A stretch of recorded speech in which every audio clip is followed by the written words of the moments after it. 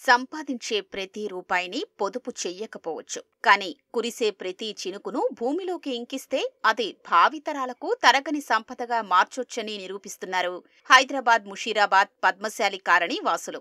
నీటి ఎద్దడి పోరాటంలో 27 ఏళ్లుగా ఏటికేడు విజయాన్ని అందుకుంటూనే ఉన్నారు. నగరమంతా నీళ్ల కోసం అల్లాడుతుంటే ఇక్కడి వారు ఏమాత్రం చింత లేకుండా ఉంటారు.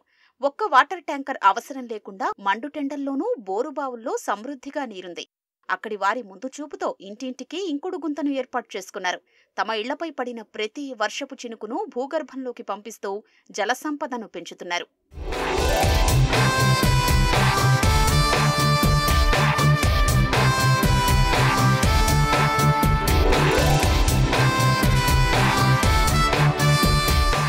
వేల జనాభా, 144 భవనాలు, 500 కుటుంబాలు ఉన్న పద్మశాలి కాలనీలో ప్రతి ఇంటికే ఇంకుడు గుంతను నిర్మించుకున్నారు.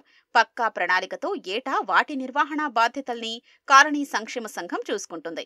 వర్షాకాలం ముందే వాటిని పరిశుభ్రంగా ఉంచుకోవడం, నీరు ఇంకని స్థితిలో ఉంటే మరోసారి పూర్తిగా తవ్వి క్రమపద్ధతిలో నిర్మించుకోవడంతో సత్ఫలితాల్ని ఇస్తున్నాయి. ఇళ్లపై పడిన నీరంతా భూమిలోకి ఇంకడం వల్ల ఏడాదంతా జలకళను సంతరించుకుంటున్నాయి.